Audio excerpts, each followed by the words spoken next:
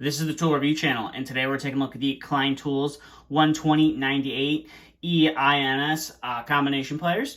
Now, I have taken a look at the standard version of this tool, which I had the dip-handled version before here in the past, and decided that I was going to check out the insulated pair of pliers to see how they would compare to some of the European brands like Knipex that I have as well for combination pliers.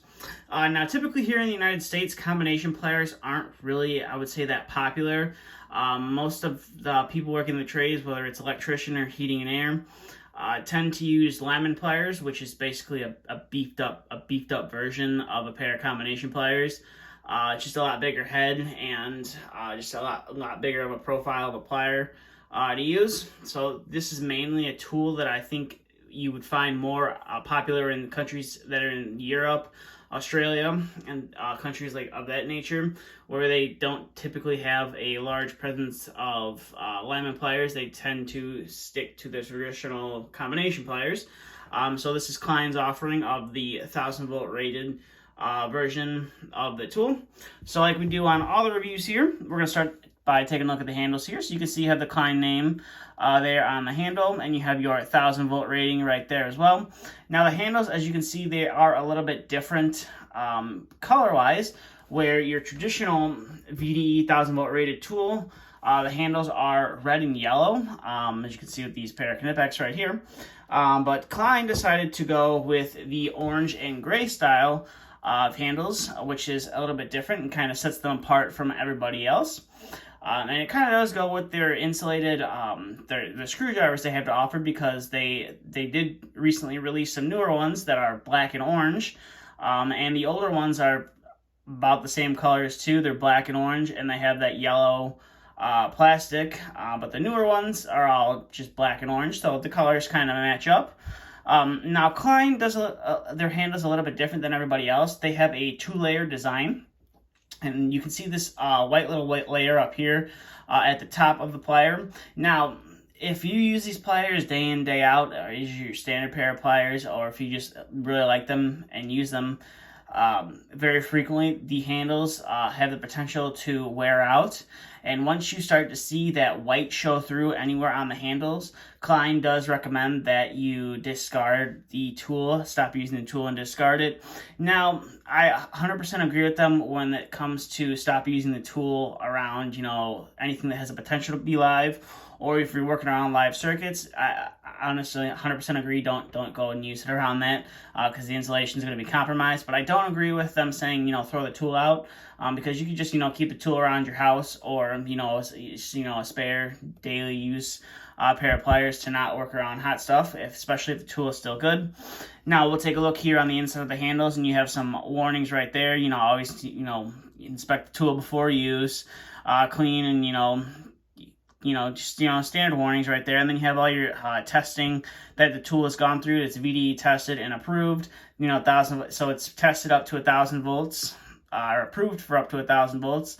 I'm pretty sure that they test up to 10,000 volts to see what will happen, but it's obviously rated for 1000 volts to protect you there. And then the other side's pretty much the same. So now we're going to come up to the business end of the tool, which we have the crimper right there. Now it's very odd that more companies don't include crimpers on their insulated pliers. This is one of the only few out there that will actually feature a crimper on the pair of insulated pliers. And I'm not sure why other companies like Knipex and for the fact of the matter, even Klein with their insulated Lyman pliers, they don't offer a crimper on them, because a lot of people like the crimper on there. So it is nice to see that they did put it on the combination plier. And then we can take a look here at the rivet of the plier, which you can see is fairly close to the cutting edge on the plier. So with your rivet being close and the 8-inch long handles on the tool, or the nice long handles on the tool, when you're cutting through that thicker material, whether it's some 10 gauge wire, some 6-8 gauge wire, or if you're cutting through some Romex wire, whether it's 2 14-2 with ground, or 12-2 with ground, or 10-2, that rivet and the longer handles, it's going to allow you to cut through that material a lot easier than if the rivet was a little bit farther back and the handles were a little bit shorter. So that's nice. So you got the Klein Tools name and the logo, the year that they were established. You have your model number, and like most of the Klein pliers that they have, I would say about 99% of them are made here in the United States. And then you have some more safety warnings right there. And then coming up to here, you do have that large, those two large cutting knives right there as well. And then you have your circular opening right there, which is for, if this is only for demonstration purposes only, but if you needed to grip onto bolt or a fastener for whatever reason, you could use that opening right there to get a nice grip onto it. And then while we're at the nose of the plier, I do really like how Klein decided to go with a cross hatch design rather than just having the teeth all parallel like you see here in the screw gripping point on the plier. So it is nice that they did offer a cross hatch design, because when the teeth are all parallel, it can be a little bit harder to grip onto some things, or stay gripped onto whatever you're needing to stay gripped onto when the teeth are all going the one direction. So that is that, and we'll flip over to this side. Nothing special on this side, it's just the back side of the plier. Nothing really to write home about there. So that's really about it for the detail on these. Now we're going to get to some of the functionality on these guys. So we are going to get to cutting some wire. So like most wire, we always start off with the small gauge wire here. So we're going to first see how well we can cut this 18 gauge solid wire right here. And we'll go ahead and cut through that, and you can barely feel it cut through that. And it's a super nice cut as well.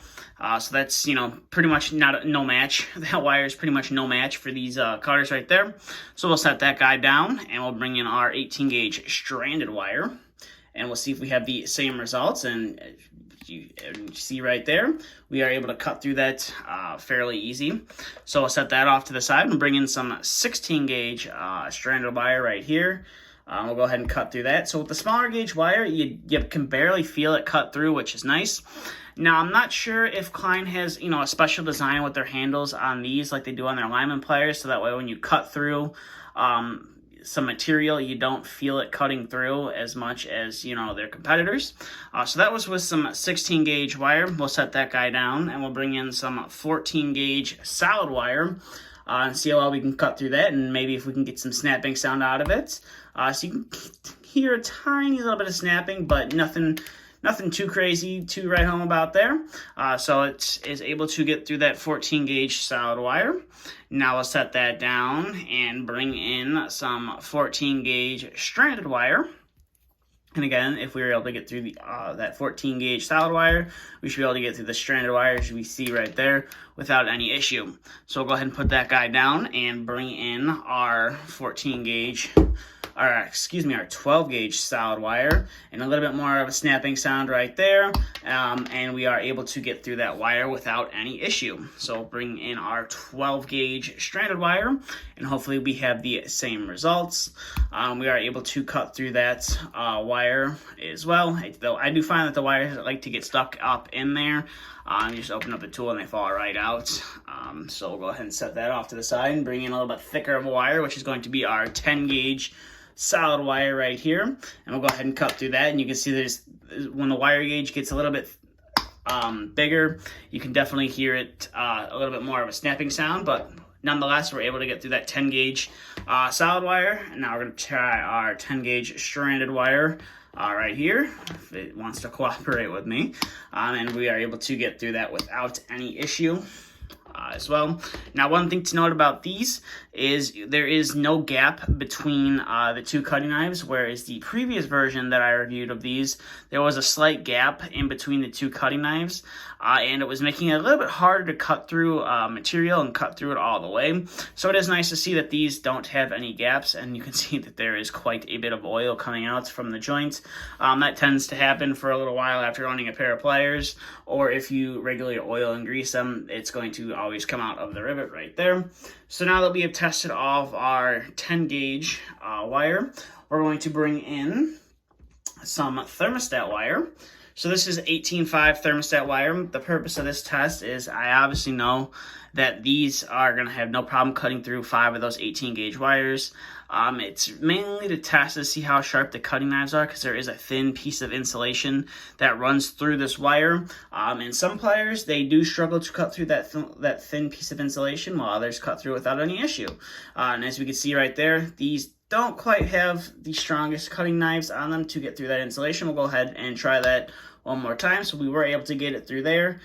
So we'll go ahead and try that again. So we are able to get through it. I guess it just kind of depends on where you place that wire on the cutting knives. So we'll go ahead and set that off to the side and bring in a little bit thicker of a wire, of a challenging wire, I would say. So we'll bring in some 8 gauge stranded wire, and we'll go ahead and cut through this and see how well these cut through. And they have no problem, getting through that 8 gauge stranded wire, which is nice. So we'll put that guy down and bring in some 6 gauge stranded wire, and we'll go ahead and cut through that. So it's a little bit thicker of a wire, which is going to require you to open up the plier a little bit more. But as you can see right there, you're able to do a one-hand operation, which is nice. So we'll go ahead and put that guy off to the side, and we will bring in some 14.2 with ground and see if we can cut through this. And we are able to without any issue, which is super nice. So we'll bring in our last wire here that we're going to cut through here, and that is our 12.2 with ground. And as we see, we are able to get through that. You definitely do feel a little bit of the snapping action when you cut through it. But there's no issues getting through that whatsoever. So we'll go ahead and put all those little wire scraps off to the side, and we'll bring in some wire right here that is pre-stripped already. And the purpose of this is just kind of show you that you are able to use these to twist some wire, and that cross hatching should be able to grip onto these wires, and you should be able to get a nice twist on there. So we'll go ahead and twist some wire right there. Now, I'm not the greatest at twisting wire, but I definitely can do it without any issue. And as you can see, we are able to twist those two 14 gauge wires, and then you just cut that little bit of the wire off, and then you're able to put your wire on there. So we had no problems getting through and twisting that 14 gauge wire. So we'll set those 2 wires off to the side, and we'll bring in our 12 gauge solid wire. So we're going to go ahead and twist 2 of these together. And as you can see, they fit fairly well on those, the nose of the plier, and those cross hatching on the teeth really do bite down on them. And we'll go ahead and twist the wire. It's probably going to be a little bit harder to do with this 12 gauge wire, but I'm going to try my best to do it here. I definitely am struggling a little bit, so I think I'm going to set that off to the side. It's a little bit difficult to do here on camera, but you saw we are able to twist that 14 gauge wire. Now the last thing we're going to test is this crimper. So one thing that I like to always do when I crimp wires, I kind of like to, I'm crimping a terminal on the wire, I just kind of like to put the terminal in there before I get too crazy and want to crimp it, and just line it up to where I want to put the crimp.